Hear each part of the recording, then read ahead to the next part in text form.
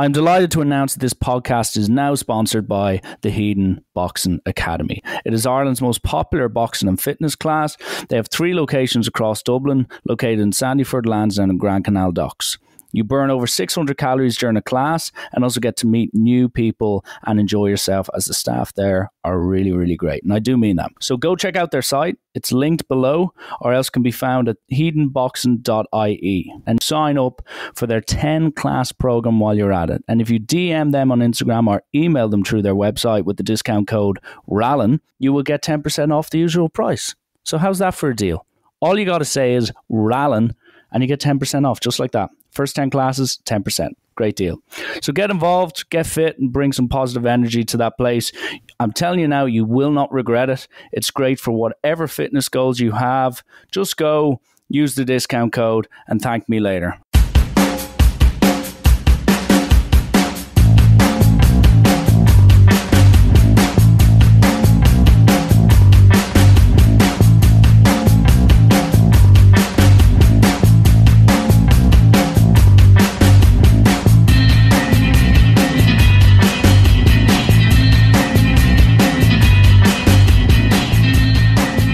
Hello and welcome to yet another installment of Rallen's Rant with your host, Richie Allen. So, yeah, it's back.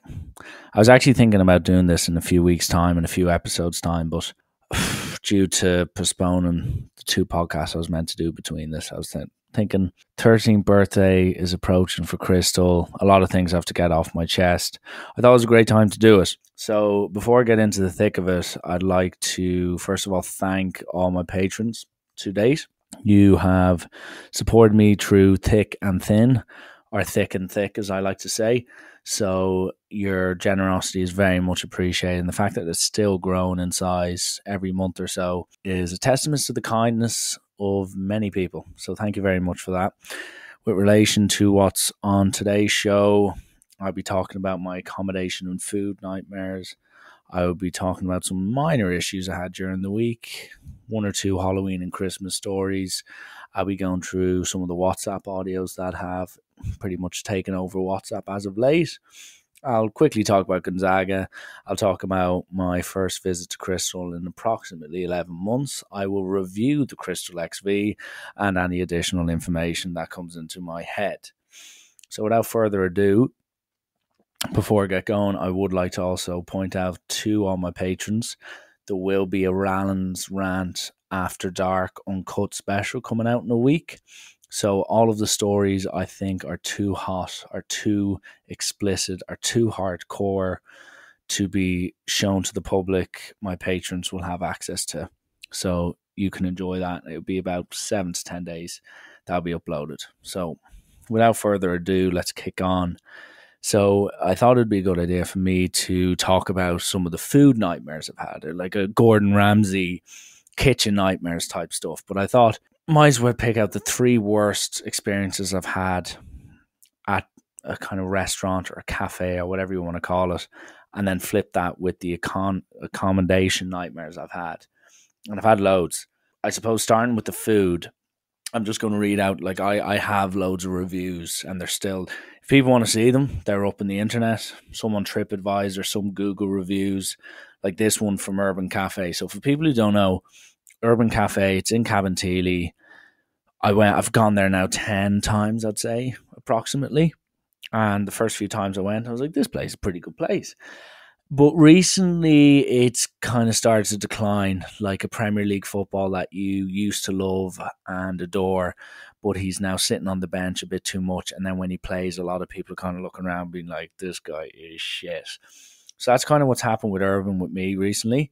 I've been beginning to notice a few things and not let things slide as much as I used to. 2 or 3 trips ago, like, the service was abysmal. I asked what was the soup of the day, in which the waitress then said, take a look at the blackboard. And the blackboard was kind of difficult for me to actually see. And it's her job to inform me what is on the menu.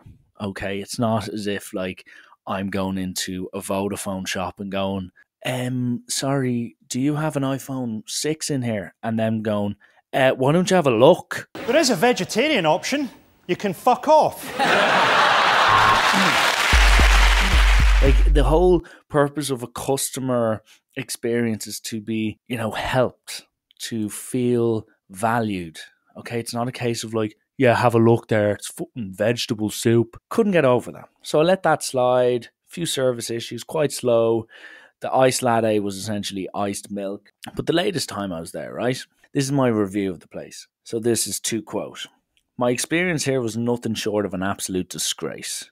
It took us 5 minutes to be seated, only for it to take a further 15 minutes to take our order. Upon making our order, the waitress informed us that they didn't have several items on the menu, including pancakes and avocado, and this wasn't the first time this happened. What is the point of having a menu if several times you run out of options on that menu hours before you close? Took 19 minutes for a food to arrive, and it was average at best. A huge letdown, and I will never be going back, as it's clear I can spend my money better elsewhere. A shambles. So, yeah, like, without getting into details there, it was shocking. Imagine going into a place and basically being told that like half the ingredients on the menu aren't there. Like, that's essentially like going into Coppers and going up and saying, sorry, can I have a G&T? And them going, actually, we don't have gin. Okay, can I have a pint? Actually, we don't have a pint either. Okay, do you have any water? Then be like, no. It'd be like going to the beach and the sea just deciding, you know what, there's no sea anymore. It's just all sand. So Urban Cafe, you were in the bad books. Next up is Boojum. So I haven't been to Boojum I've been about once in the last 2 years, mainly because approximately, I'd say about a year and a half ago, I was having a bowl and it was just chicken, the usual. And then I noticed just this foreign object in the middle of my bowl, and it was a snail. And Mickey Irvin has brought it to my attention that he had the same issue, and it wasn't just a snail with like a shell, it's just a snail just in the middle of it. So there's just a snail sitting in there, resting on my chicken, resting on my peppers, staring at me. So I got the bowl, chucked it in the bin, and was like, that's me done. And for that reason alone, I would encourage everyone to stay away from Boojum, because it is an absolute disgrace of an organisation. So last but not least on my food nightmares, there's a place in San Diego. And I just have the review here, and I'll read it out. So this place is in downtown San Diego. I can't actually find the name of the place, which is quite irritating, but I can point it out to someone if ever wants to bring me to San Diego. I will point this place out if it's still standing. Anyway, the review goes, we arrived and were swiftly seated outside. The sun was shining and spirits were high. Unfortunately, this was the start of a quick spiral downward. I asked for the prawns with some, to quote, special sauce. The sauce was curry sauce, and 2 prawns were drowned within it. On top of this, my Diet Coke cost $7 and was similar to a shot glass serving. We also had a band playing behind us, playing behind us at level 10 without even a hint of rest from them. The sound of a cheap guitar that was slightly out of tune is still ringing in my ears. The worst part of it all is that I had to give a tip, a fat tip, a complete circus, and just avoid this place, as it should be closed down for safety and ear health reasons. 1 star. So, what are you going to leave? Let's coordinate the tip here. Why? Well, we split the check. We both have the exact same bill. So why don't we leave the same thing so one of us doesn't look like an idiot? What, we favored nations all of a sudden for lunch? But what is the big deal if we both leave the same amount? What do you want to leave? What's your inclination? $12? $12? Yeah. Good. Put down 12. Write $12 down. How much are you going to leave? What's your plan here? I'm encouraging you to leave $12. I think it's a number. There's nothing to be ashamed of on writing $12 under gratuity on your check.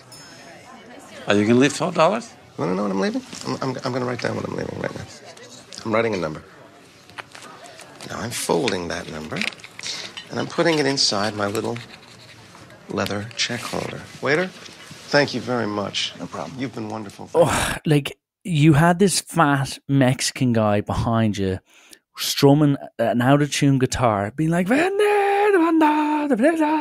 it's like I'm trying to eat here. I'm not trying to have some lunatic scream in my ears with a mustache that you're still debating to yourself, is it actually real?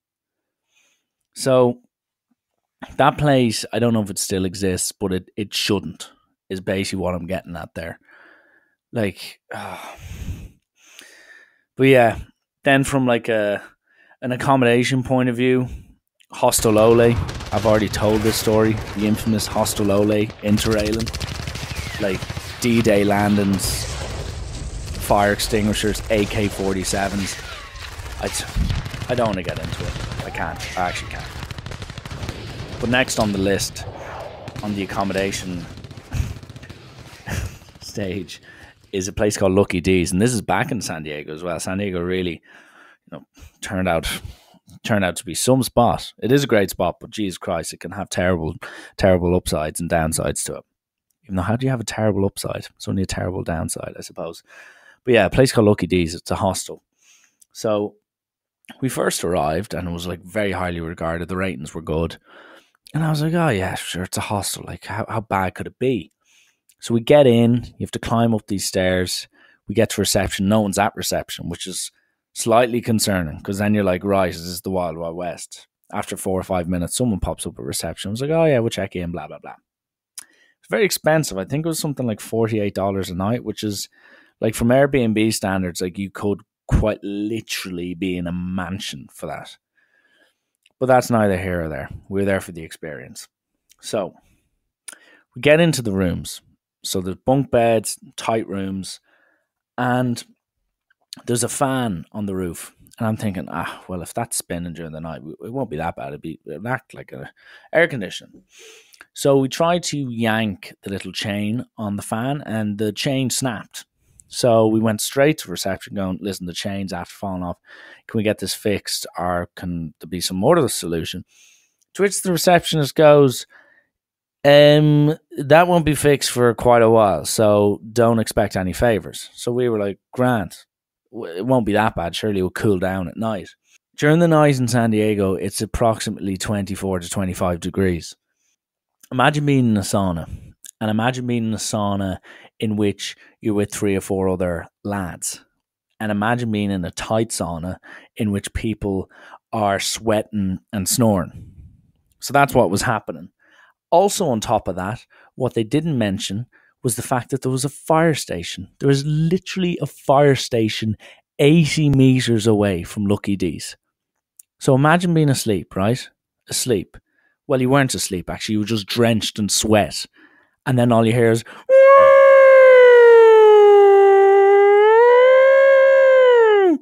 So then even any prospect of going to sleep was destroyed by a fire truck flying out to put out a fire. And you know what happened 4 or 5 minutes later?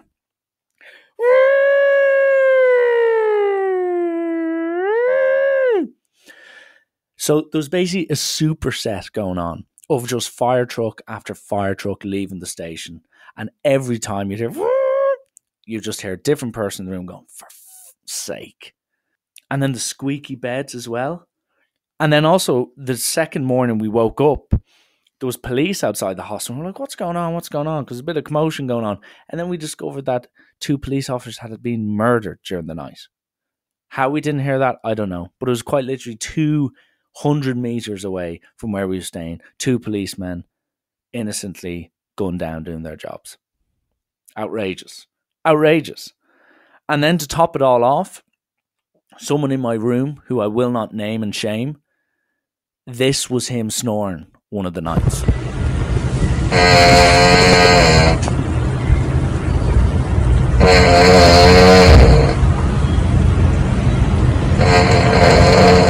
So yeah, that I don't want to really dwell on that, because that was just a dark chapter in the accommodation story. The last thing I'd say was we were at a festival called Roskilde Festival. The best festival I've ever been to. It's a 7-day long festival in Denmark, in Roskilde. Absolutely incredible place.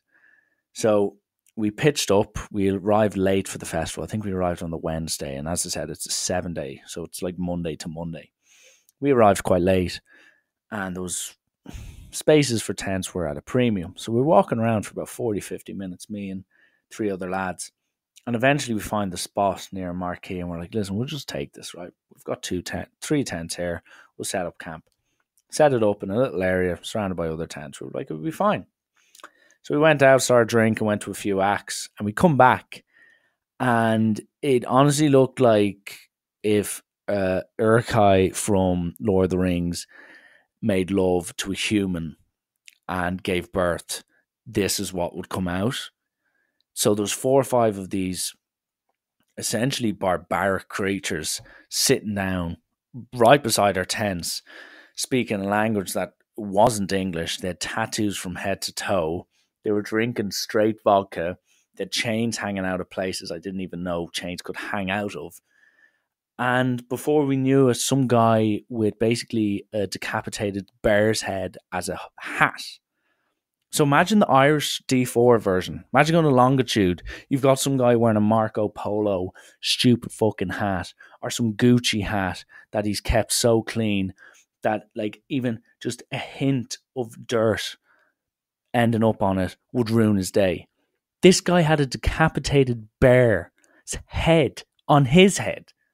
And there he was, swigging vodka, staring at me intensely. So the next thing I know, he's like, hey, you fellas, get over here, get over here, get over here. Long story short, they make us have vodka straight. And within 15 minutes, we find out that 3 out of the 5 people there are dangerous, i.e. 3 of them were in jail. And then before we know it, all 5 of them are completely hammered. 3 out of 5 of them were in jail. And then also all 5 of them are on Class A drugs. So we have this horribly awkward conversation for about an hour. Then eventually they're like, you're going off in the police. And we're like, yeah. So they leave. And we were like, yeah, we'll catch up with you later. We then all look at each other as if to say, get the tents, get everything that's important or of any value to us, take it and let's get out of here. So we lift up the tents as a collective group. We leave some of the stuff behind, not worth it. And we legged it hundreds of yards away and set up in a different tent because like it was insane. Because what I didn't mention and forgot to mention was we had to stay a night there before we did this the following morning when they went off to an act. But they played out of a speaker, blaring music. And we went to bed, I'd say, at about 5 o'clock. They played music till 12 o'clock the next morning. And they were still up screaming. And it was at that point we looked at each other. When they say they're going to see someone, we're legging it. Like, we're gone. And we were. We legged it. We just gone. Finished. Moving swiftly on. Small issues I had during the week. All right. Dublin bus. I was late leaving work and I didn't have my car. So I was like, right, I'm actually in a rush here. I need to get home quicker than usual. And rather than walk, which takes about 30 minutes, I was like, I need to take the bus. It will make a 30-minute walk into a 7 to 8 minute journey. So get on the 145, squeeze on. Like squeeze. It's like a game, a mixture between Twister and Jenga in the 145 packed during rush hour. Like it's a war zone. It's honestly like, but people are screaming. There's blood everywhere. There's subtle body blows with elbows. And like decorum and manners goes out the window. You get the odd guy, the have-a-go hero who steps up and, you know, gets the elderly person to sit on the seat, which everyone should do. But apart from that, people stink. People have their earphones in. And then it's just like, no apologies. If I elbow you or like hit you in the face, it's all fair game. Because we're on the 145, baby, and we're going up the N11 and we're in the bus lane. So all bets are off. Outrageous. It's just like there needs to be, number one, a limit as to the amount of people. I love the little thing. It's like, oh, free Wi-Fi. do you know where our CCTV cameras are? And there's like maximum amount of people, like 87. That's never adhered to. There's like enough people on the 145 to fill the front pit at Glastonbury Festival. Outrageous. So anyway, Ethos. Lovely, lovely cafe on Bagot Street. Great coffee, lovely food, great company, always clean, good place to get out and get some coffee. But anyway, this was at the start of November, which everyone knows Movember's taking place. And just a quick jar on that. Al Deegan doing great work. I will be donating to you in a few days' time. Do not worry. Dotsy, you've done great work, even though you did get Lipsit involved, which kind of makes me question life again. I'd completely forgotten about Lipsit, but now he's back in my life through an Instagram feed, and it is making me question life. It's also making me question, should Bob Lipsit come back? Like, it may be the end of my professional career, but like, it'd be a good way to go out. One final Cali Expo, Bob Lipstick behind the scenes. I don't know. Anyway, back to Ethos. I go in, get my latte, and there's this Canadian guy in there, and he's just staring at me while he's making the latte, which is quite unnerving. And then he goes, "Hey, bro, you gonna do Movember?" And I'm like, no. If I can't really grow a mustache, I'd look terrible. And he's like, "Man, you gotta do a Movember. You gotta do it." And I was kind of like, okay, this guy's now starting to scream again. And then I was like, I don't think so. I'll just let the people with better facial hair do it, and I'll just donate.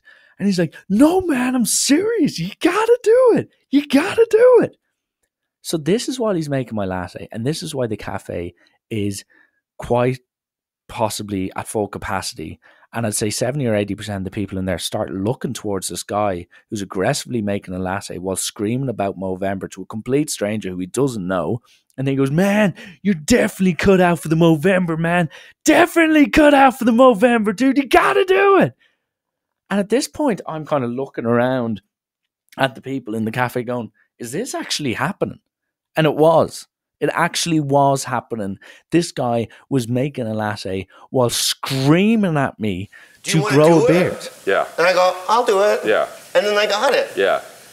Why are you screaming though? Honestly, Because you have to project when you're on when you're on stage. We're mic'd. When you're on stage, you have to a mic project. on you, and also it's just us right here. Oh. Who are you talking to? Oh, that's right. I have a mic. Yeah. All right, so we're gonna shove blue cheese inside. In which he eventually hands me my latte. I grab it, put the lid on in record time, I'd say 0.01 second.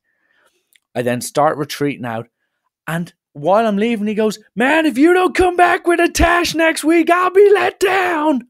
And it got me thinking, how in God's name was this guy hired? And you know the mad thing? I've been back, I'd say at least 5 times since, and I haven't seen him. So he's either on vacation, he's had a complete mental breakdown, or else he's been sacked. So I don't know. Apart from that, I spoke about it on my Instagram story with my close friends. I was in supermarkets. It's Marks and Spencer in Dundrum.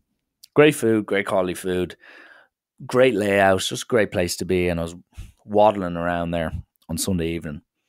And I began to notice a few things. Number one, everyone is kind of reenacting Zombieland. Everyone's just like at a rate of 0.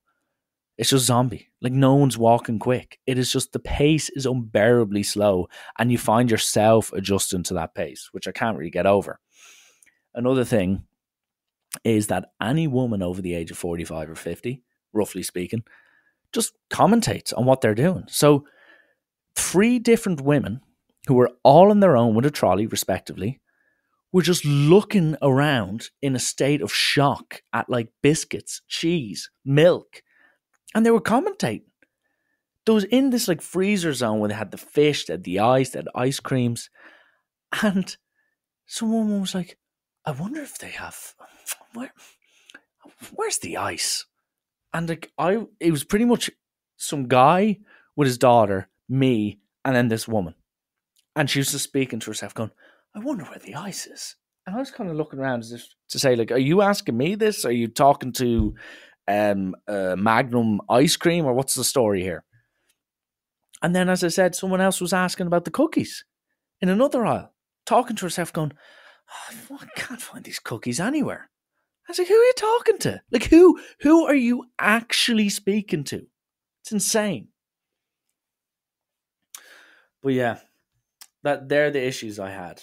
Anyway, let's not dwell on them. So yeah, I thought with the Halloween and Christmas period coming up, Halloween, I'm at the stage now where just Halloween's not even an event anymore. It's a reminder you get when it's too late. So my Halloween was spent driving around looking at bonfires in Ballybrack, in other places, getting pulled over by the police. And this is quite a funny story. So me, Mr. X and Mr. Y were driving around, and we were in Ballybrack looking at the bonfire, and we start speeding off because we obviously were not in the right area. And the police start following us. And eventually the police pull us over, and they ask Mr. X, who was driving the car, they're like, so fella, what are you doing here? And he was like, oh, we're just looking at a few bonfires. And the man's like, so you're just driving around looking at a few bonfires, that is? You're taking the piss out of me now, lad, are you? It's like, no, we're driving around looking at the bonfires. It's a great night. And then he's like, right, where are you lads from? So the driver, Mr. X, says Foxrock. I say Donnybrook. And Mr. Y says Clonskea. So he's like, so you're telling me you're from Foxrock, he's from Donnybrook, and the fella in the back's from Clonskea? And the driver goes, yeah. So hang on, you're just driving around looking at bonfires? And the driver goes, yeah. Right, well, just move on then. I'd say that police officer was pulling us over thinking, right, here comes a drug bust. Here comes, a good stopover. Not three posh fellas looking around to see if there's any bonfires. But some of my Halloween stories, I remember the repeater war we had in the Marion Centre car park. We had loads of repeaters, and we were on our way home. And this is like back when you're young. I think we were like 17, 16. And we drank in probably some mental field that used to be a rugby club, and we were going in the Marion Centre, and we had all the repeaters, and we hid behind all the pillars, about 10 of us, and we all just lit the repeaters, and all you hear was like,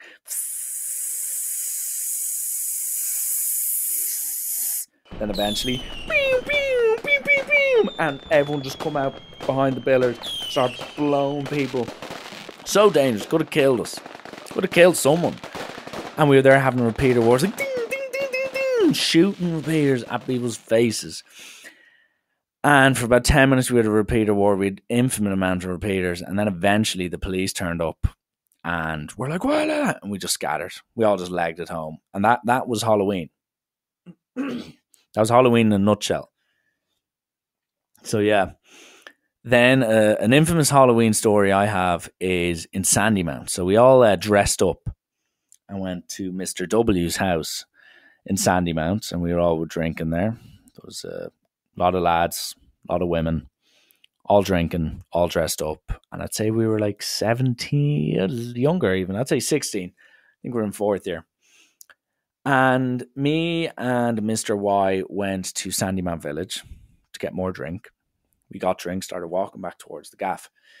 And then we ended up kind of getting confronted by these younger lads, presumably from Ringsend, and they were, screaming profanity at myself and Mr. W or Mr. Y, whatever you want to call it. And Mr. Y goes, fuck off, lads, piss off. So then the lads took exception to that, and they started then getting in our faces. And one of them tried to swing at my friend, Mr. W, to which I kind of pushed him back and just went, listen, lads, we're just trying to enjoy ourselves. He's a bit drunk, just forget about it. So they follow us back to the gaff. There's about 7 or 8 of these lads. So 7 or 8 of them against 2 of us, and we're not looking for any fisticuffs. So we go back to the gaff. And bear in mind, in the gaff, there is a lot of people there. So we get back, and Mr. W then tells everyone in the gaff, he goes, oh, there's 7 or 8 lads there causing shit, talking shit to us and all this. So then everyone in the gaff goes, right, let's sort them out. So we attack 7 or 8 of these fellas. And yeah, fisticuffs ensued. So the 7 or 8 lads retreat back, and they were like, yeah, listen, that'll sort them out. It'll stop them annoying us. Half an hour later, one of the guys was out front, runs in the front door, locks the front door, starts screaming, going, lads, there's an army outside, We then look out the window, and there's about 60 people from Ringsend just lined up like a scene from Mad Max outside the house. So Mr. T and Mr. D get up against the door as if it's like Lord of the Rings 2 Towers and the orcs are outside trying to ram down the door. They start kicking down the door. The hinges are like snapping off. Splinters of wood are going everywhere. There's 50 to 60 lunatics outside. There's 50 to 60 men and women inside. Posh, soft men and women. And lo and behold, eventually the door snaps down. Digs start getting thrown. And if it wasn't for one person in the house who happened to know all the tough men outside, there could have been people killed. Because they were like, we're gonna fucking kill it. Had hurleys, had rocks, had bottles. And one of the lads on our side goes, lads, what the fuck's going on here? I'm just going to use the word Anto because that's the most basic Howie name I could think of. Anto, what's the story? What's going on? He's after hitting those 7 or 8 lads. We're going to have to straighten things out. No, Anto. You can't do that. And within 30 seconds, there was a mutual respect and a mutual agreement had where I was like, right, let's go our separate ways. And before we could even go our separate ways, of course, 4 police cars pull up and the typical scatter ends the party abruptly and people leg it home like every other Halloween, just with like short of breath into bed after your 3 fucking Heinekens and you're pissed. So yeah. And then looking at Christmas stories, all I can say is just Can's Balti House in Donnybrook. It looks like this year will be the last. Well, not the last year. It won't happen this year. Normally my year, we have a party there every year. And this year, it's probably not going to be the case. But just to give you some highlights over the years, Mr. Orr set Mr. T's hair on fire. So Mr. Orr thought it'd be a good idea to put hairspray in Mr. T's hair, like emptied the whole bottle out and then sprayed a fireball at his hair and set his hair on fire and almost killed him. Then on other occasions, Mr. X and Y smashed Mr. W with a full-blown salmon in the face and a brawl ensued. Like our whole year spilled out onto the road between Spar and Cad's Balti House. Our own year, just fighting each other. One of my favourite stories is in our first year of having it. We all got on the tables, got a bit rowdy, and the staff were like, right, let's kick these guys out. So the police come in, and they're like, right, everyone out. And Mr. D was on top of a table, and they were like, all right, gobshite, get off the table. And the woman Gardaí then comes in with a baton and goes, hey, you, get off the table. Mr. D looks and knows it's a vanguard. And he goes, lads, it's fucking grand. It's only a vanguard. And that was the worst possible thing that could have been said to a bunch of pissed off Gardaí. All hell ensued. Arrests were made. We were kicked out. And that was the end. But were we back the next year? We were. Fact. So yeah, WhatsApp audios. A lot of stuff has been said about the BlackRock audio. And for those who have not heard it, here it is. Right, man, so we're out here in fucking Kosamui, absolutely sending it in Arkbar, which you'll hopefully, please God, stay in when you're in Thailand next year, because there's not a hope any of you virgins are going to Canada. That's where all the V's are going. Anyway, so basically there's a big pool down near the beach, and there's a bar at the end of it, and so we set up 4 towers of chat. All the rock lads went down. It was great crack, like rock chants going, like men just bleeding blue and white, left, right, and centre. It was huge. And we take over the pool, get 4 towers of chang, which is 3 litres, put on the bar, and then you have to, teams of 6, you do a relay. Have to dive in, swim the length of the pool, pour yourself a pint from the tower, send it, and swim back. Absolutely fucking huge. Rock chants going the whole time. Like, there's a video after being sent to the union, and we're making an inaugural thing, and just as the competition's first winners, myself and the boys, the team of me, Steve Campbell, Dave Heavey, Johnny Fairley, Andrew Doherty, and Mark Dunn, were getting Koh Samui Cup 19 in Thai tattooed onto ourselves, just, you know, to represent for the boys. But lads, we'll need it continue. We'll need the tradition continued next year. When I get some of the videos, I'll send you on some of the scenes. But lads, some of the greatest horseplay of all time. Some of the greatest horseplay of all time. Some of the greatest horseplay of all time. The worst thing about that is the fact that it's legit. Like, it's not a skit. That's the thing. That's why everyone's so fascinated by it. They're like, surely this is a skit. Surely someone is doing an impression of someone else. And the whole thing is, they're not. They're actually not doing a skit. This is real. This is, hey lads, listen to this. The greatest horseplay of all time. What that now has initiated is, for years to come, people are now going to do that every time they're in Thailand. And it's going to be one of those references that you never hear the end of. Ever. Like, it's just... it is absolutely ridiculous. It's AR. It's absolutely ridiculous. But yeah, it just shows you the power now of WhatsApp, in which an audio like that can get airtime on radio. That is how desperate radio is. Okay, someone from, let's just say, Rock Black School went to Thailand. Now there's an audio going around. Let's get them on. My God. Yeah. It's beyond belief, and I don't want to talk about it, to be honest. I do not. And another audio I'd like to play is, every time I get into a taxi in Dublin, after I've had a few jars, I tend to put on an American accent. It's just out of habit. So this is how I normally talk. People know how I normally talk. But when I get into a taxi, whether it's an Irishman, whether it's some guy who wasn't born in Ireland, whatever, I put on a Malibu accent. And my name is Richie. I'm born and raised in Malibu. I'm over here for the next 2 or 3 weeks. And I must say, Ireland can party. But an example of this was me and 2 of my friends were in a taxi, and we were looking to go to Zosmas, or Cafe on Scene, or Sen. Well, I call it Scene.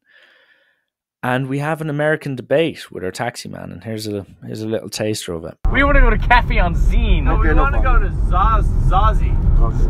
What is Zazie? I heard that there's some. I heard there's some pretty ladies there that yes, the best place. They like the sexy dick. Is that in Zuzmas? Sir, yeah, I think so. Hang on. No. He's saying it's in Cafe on Sign. No. I have not heard anything about this cafe. Yeah, but sorry, guys. The cafe, they do great lattes there until 5:30 at night. What time is it? It is 10 past 1. It's 10 past. There's no way a cafe is open. I'm telling you, there's a cafe. It is cafe on Scene. Who wants coffee at 1 in the morning? Well, I might want an Americano. What if you're traveling the next day? Imagine you're like, hey, I've got a flight to LA the next day, and you need to go through time travel. I promise you, there's no way. There's no way that the cafe is open. I'm telling you, there's a cafe. Is there not a cafe on Scene? Yeah, cafe on Scene. Are you saying, is the cafe open? Just the name is the bar, but just the name. There's a cafe open at this hour, and they're serving coffee? Do you know if I can get a light skin a light latte with 2 pumps of vanilla at this time. No, you can't get a cafe on scene. No way. No. Yeah, so it's just a bit of harmless fun. And I suppose to retort to the greatest horseplay of all time, like when people see that, like when you are outside of the Pale and you hear that audio, I'd say for every time that's been listened to, it's like it has the same effect like The Ring does. You know, when they watch the TV or the DVD and it's like, you're going to die in 7 days. There's no such thing as a killer videotape. Oh. Hell yeah, there is. In fact, I know somebody can definitely help you with that. You do? Who? Wait up, man. I heard Jamal from 90th Street. He watched that tape last week. And this morning he woke up dead. How the hell do you wake up dead? Because you're alive when you go to sleep. Wait, just tell me you can So you telling me that you can go to bed dead and wake up alive? You can't go to bed dead, man. That shit would be redundant. Just tell me No, who. it wouldn't. Because you can go to bed and not be dead, and you can die but not be in the bed. But you are in the bed, man. That's how you wake up dead in the first place, fool. Damn! That's some quantum shit right there, man. What are you talking about? You should be teaching classes. You stay dropping out. Just tell me who can help me. My Shanique, her man and all this weird shit. They saw the tape before anybody else knew about it. That's Better what make like you go happens see them when tonight. people outside the Pale listen to that audio. Someone's like, right, we have to do a self-sacrifice to cleanse ourselves. But anyway, from a country side of things, my retort to, the greatest horseplay of all time, like quite literally, lads, bleeding blue noise, oh my God, to get me this Highland Chang. My response to that, and I've played in another podcast, is a HEPA chemical. A HEPA, like, there, like, vzz, vzz. So, the worst of the worst from the D4 side of things to the best of the country folk. So listen to this. Real quickly, went up to 21st in Dunboyne.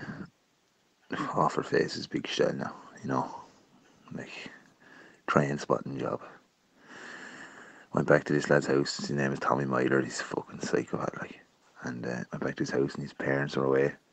They kind of have a landscaping company, like, and they have like chickens and all out the back as well, like kind of like Blondie. And your man Tommy Myler's a psychopath, like, and he collects county jerseys. Like, this is just a bit of a side story. He collects county jerseys, and every county jersey has a signature from a player. Like, I actually have one of them here, a Tyrone jersey with all mulligan on it, because I was wearing it that night. But when you go into his house, he makes you put on one, like, something wrong with him. So we went into the house, and yeah, one real full, HEPA chemical, HEPA vodka, losing our minds. Next thing, hear this noise out in the backyard. And there's Tommy Myler with a fucking streamer, like, you know, do you know, losing his mind, had the fucking face guard and all that. So me knocking all went out. I starting up chainsaws and streamers and everything. We're just making noise and having crack. Next thing, looked over. Tommy Myler streaming the chickens today. Killed them. Murdering the chickens with the streamer, like, blood all over. And he had a Wexford jersey on him, covered in chicken, like, in blood. It was not scandalous thing, but like, lads started getting sick and all, like, lads are in the house started getting it was rough as the og of all time. And yeah, lastly, and all, like, a lot of people during the World Cup would have noticed I'd been doing a lot of Eddie O'Sullivan impersonations. And what I love about Eddie O'Sullivan is he still takes himself seriously, and I don't think he realises that he's just a complete laughingstock now. And just like even one of his last quotes where talking about England getting milled in the scrum, he's like, well, you know, you can't fire a cannon out of a canoe, you know. And like Stephen Ferris was like, people putting their bodies on the line. And like Eddie Sullivan's like, you know, you can put the body on the line, but you know, you got to draw the line in the sand, you know, you put a bit of bacon in there, like. And like everyone's like, yeah, good input. But the thing about Eddie O'Sullivan, he's just become a walking meme of himself. And it all stemmed from when he was on Against the Head. It was him, Bernard Jackman, and someone else. And he was talking about the strength and depth Leinster had at number 7. And this is when Sean O'Brien was back playing as well. And he was like, you know, you've got Sean O'Brien there at 7, you know, and you have, in my opinion, you have the 2 best flankers in the country, and Josh van der Fleer and what's his name? James Tracy. And for those of you who are not familiar with rugby, James Tracy is a hooker. And who he meant to say was actually Dan Levy. But ever since that day, I've I've basically been convinced that Eddie O'Sullivan has some sort of sexual tendencies towards James Tracy. And like I can just picture him holding a picture of James Tracy as he turns on the little bedside lamp, and he's like, James, I miss you so much. Oh, James, if only me and you could just work something out, we'd have a bright future ahead of us, Me and you, me and you on the saddle on the horse, You can pitch side in that tent, but you have to go into the tent, to make camp, so to speak, if you're in a phone box and you're making a phone call, the question is, are you Colin Fowler or Keith Sutherland, Bacon. But anyway, I made a stupid song about Eddie O'Sullivan's love affair with James Tracy. And rather than just slag people about their own stupid WhatsApp audios, I think it'd only be fair for me to add in my own, where it doesn't exactly cover myself in glory. But it's got sent around a few WhatsApp groups, so a few people would have heard it by now. But just in case you haven't, here it is.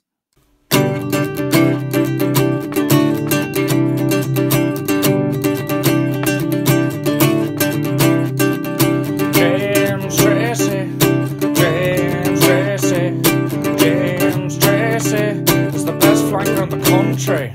We're on the fucking running, and Jesus gave me a spin. Paulo can't lead the locks, and Lomber's in the phone box.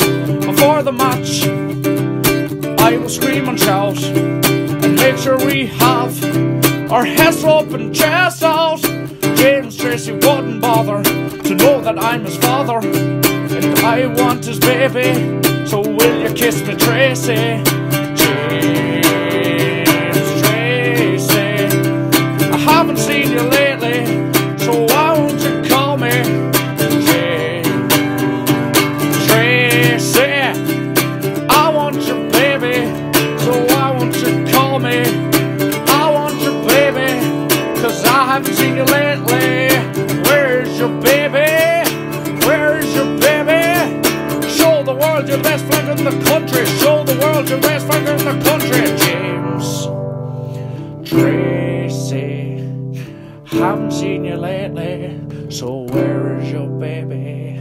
James Tracy, I haven't seen you lately, so why won't you call me? Yeah, so that is that, and I don't want to,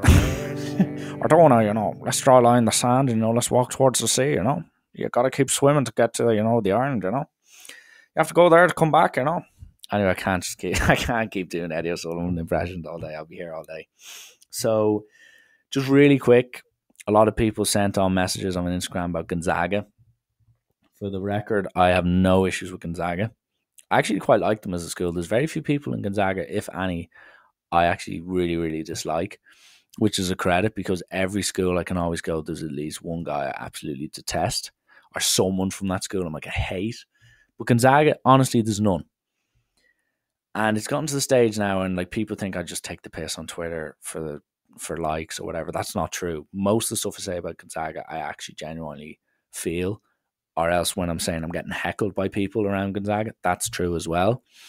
Or else if I'm just having a crack at Pablo Diaz, whoever that is on Twitter, it's just for the crack. Like it's just for a bit of crack, and like people just need to chill out. They say my podcast is shit, yet they're probably listening to it right now, and that means they've spent the guts of 45 minutes listening. So the joke is on them, 50 minutes even. So the joke's on them. But anyway, just a few stories for you. I was outside the Camden, so the old palace on Camden Street, and I was walking by with a few friends, and some guy I've never seen in my life, don't even know who he was, goes, "There's that fucking idiot Rallen." And I kind of turned around and, "Excuse me?" And he just started laughing. And I kind of chuckled to myself as well. I was like, I've now got strangers calling me Rallen and calling me an Aegis, or to be French, a fucking Aegis. Then I walk from pretty much the bus station in Donnybrook to Bagot Street for work. So that means I have to go by Donnybrook Fair. And twice in the last 3.5 months, I've had two people scream at me from moving cars saying, either Rallen, you're bent, or else Rallen, your podcast is shit. Like, it's the year 2019, and I never thought on my way to work I'd actually be getting heckled by people I don't even know. But for anyone who doesn't really get my vibe on Twitter, I just don't care. Me on Twitter is me in front of my friends. It is me in front of my family. It is me in front of strangers. It is just a part of me that simply does not care. And I don't mean to offend anyone. I do not mean to be over the top. I just say what comes into my head. And if it makes sense, great. And if it doesn't, great. So yeah, like talking about Krystle now. So I went to Krystle on Saturday. It wasn't my intention. I was in Hang Dai, which for those of you who don't know, it's essentially the Dart. It's just the Dart with a massive DJ in a dark room. But we were meant to go to the cop shop, which I was very much up for. And so was my Stone Cold Steve Austin memes. But let's just say one or two of the lads had Kurt Angles. And yeah, ended up in Krystle. And even like before we got in, the people who were leaving looked like they'd actually seen a murder take place. And once I got in, I was shocked as to how accurate my Krystle XV was, because I was just suddenly they were all there. Not all of them, but like 7 or 8 of them were there. And I was like, my God, that was actually, I'm proud. As a coach, I'm proud that they're showing consistency. So, and then one thing I realized, there was 1 or 2 people there who were furious that they weren't happy. They were furious that they were selected for the team. And I thought it'd be an honor. I thought by them being selected, they would be proud. It'd be something they'd tell their families. And it's something they'd be able to tell their grandparents and their grandchildren even. But no, 1 or 2 were not happy, and they made it known. They really did. And like, I mean aggressively. At 1 or 2 stages, I was like, am I actually going to get in a bit of fisticuffs here over a make-believe XV team? That's what I was thinking. So yeah. But yeah, like there is going to be changes made, and I'll deal with that in a second. Like it was a case of, like, we were meant to go to Coppers, which really annoyed me. Like, when one of your mates going to Coppers it's always the same. You kind of dingle-dally around outside, and then suddenly someone does the Leroy Jenkins where they just go for it. Oh, it's a lot better than we usually do. All right, chums up. Ready, guys? Let's do this. Leroy Jenkins! Oh my God, he just ran in. Save him! Oh, geez, stick to the plane! Oh, Jesus. Let's go. Let's go. Stick to the plan, chums. Stick to the plane. Oh, gee. Oh, But no, we ended up in Krystle. And as I said, like, yeah, most of the Krystle XV was there. So just to make sure you're aware, the new Krystle XV is as follows.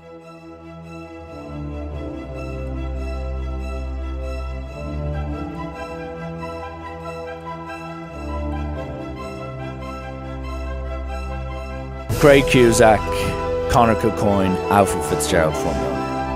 Craig Lynch and John Burke in the rows. Steve McVeigh, Jack O'Neill and Rob Lipset maintain themselves in the back row. A new addition to the halfbacks will be Alex Walsh and Andrew Quirk. And then in the centres, we still have Eno Kelly and Rory Kavanagh. And the back three is Dylan Coughlin, Danny Hogan and Nat Stack. But with 2 reserves, we have Nick Toomey and the security guard from the Jacks. Now, the reason I say the security guard from the Jacks, and before I get on to that story, I would like to say that dropping Liam Mulvihill for Alex Walsh has been the toughest managerial decision I've had in 7 years of coaching. And I'm probably going to get choked up here, so I'm going to hand it over to my assistant, Warren, who's just going to, you can just listen to him, and he's just going to explain to you about how Liam has dealt with this big blow. I know he's upset, but I thought Warren summed it up very well in the press conference earlier. Told him this morning, obviously he was disappointed, as anyone is disappointed, but he appreciated the fact that he was spoken to before the announcement, and for that to be the first time. But he's still going to be very important for us for the next 72 hours in terms of his experience and leadership. There's always close calls. For us, a few players coming back from injury, and for quite a few of the positions But yeah, as well. what led me out of Krystle was the first and the second test, basically I got there like 3. I wasn't drunk enough to really kind of survive in there. So I sobered up reasonably quick. And what pretty much tipped me over the edge was I was in the toilet, in the queue for the toilet, and the queue was like 8 or 9 people long. I was at the front. And basically 2 or 3 lads come out of a cubicle, which is not suspicious at all. Yeah, it's perfectly normal for 2 or 3 lads just go to the cubicle together. And a girl kind of skips the queue and goes in front of me and starts heading towards the gents. And I just went, sorry, excuse me, there's a queue here. To which she turns around and goes, yeah, but like, I'm bursting to go to the toilet, right? So piss off. And then slams the door. What's with the hostility, man? I know you're a little frustrated with your life right now, but you can choose to be less hostile. I kind of then look at the guys meant to be somewhat keeping order here, and he kind of just shrugs his shoulders as if to say tough love. And I'm just like, right, this is a stupid system. Why are we queuing? Why don't we just start smashing in windows and pissing and shitting all over the place? Anyway, I eventually get into a bathroom. I go to the toilet. I come back out, and like the line has kind of got a bit out of control. It's not like a standard back-to-back line. It's now like just scattered all over the jacks. And there's not a commotion. Like it's not fisticuffs, but like there's just a bit of argy-bargy and like a bit of people throwing their weight around. The next thing I know, those like G&T baths, essentially. It's just a bath of gin and tonic in a glass and like 600 strawberries and about 700 straws. One of them gets smashed on the floor. So the handle still works. And then like 30% of the actual glass itself is left there. But like it's jarred, it's spiky, could rip someone's throat out. So that's just there on the floor. And the guy, the like security guy from the toilet, picks it up and then turns to me. And I'm just about to walk out. And he hands me the glass. And he goes, get rid of it. And I went, what do you mean get rid of it? He goes, get rid of it. I was like, hang on. Sorry, do I look like the fucking janitor? Have I suddenly now become Krystle's cleaner-upper? Right, give us a mop there and give me some onesie navy attire in which I'll go and scrub the jacks for the next 4 hours and have shit and fucking God knows what in my face. But anyway, he goes, take that. And I go, put it where? He goes, get rid of it, it's dangerous. I went, this is your job. I'm not getting paid to clean up after other people's mess. To which some guy then, who I don't know, in the line goes, man, will you cut the fuck on and just get rid of the glass? To which I go, sorry, what? Hang on, how am I getting turned on? So then the whole queue then starts going, here, come on, will you get out, take the glass. So people were screaming at me, I had to take the glass.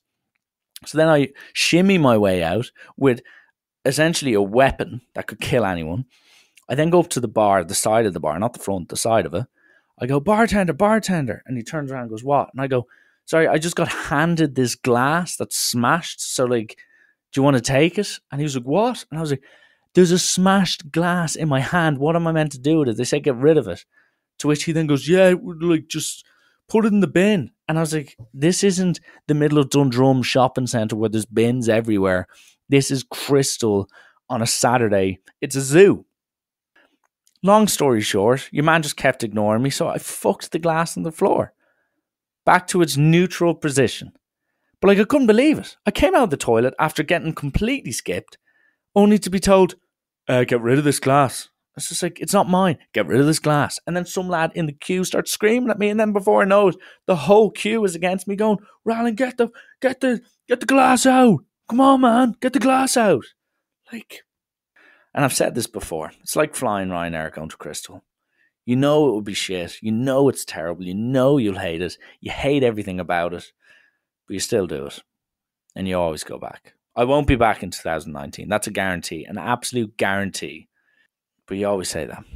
And then you just know in early 2020 I'll make the same mistake again. It's like Domino's, ordering Domino's. Seems great at the time, but then before you know it, you eat it. And then you just sat there, put on about 4 stone. And you're like, what a waste of time.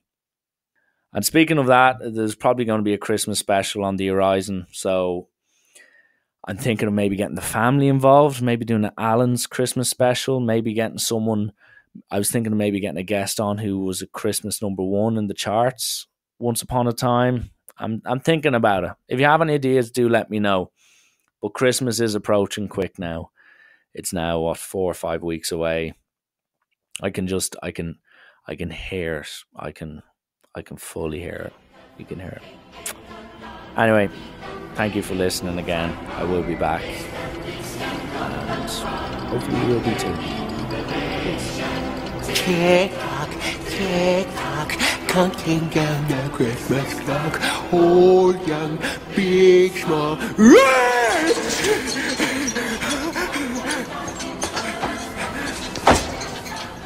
Blast this Christmas music! It's joyful and triumphant.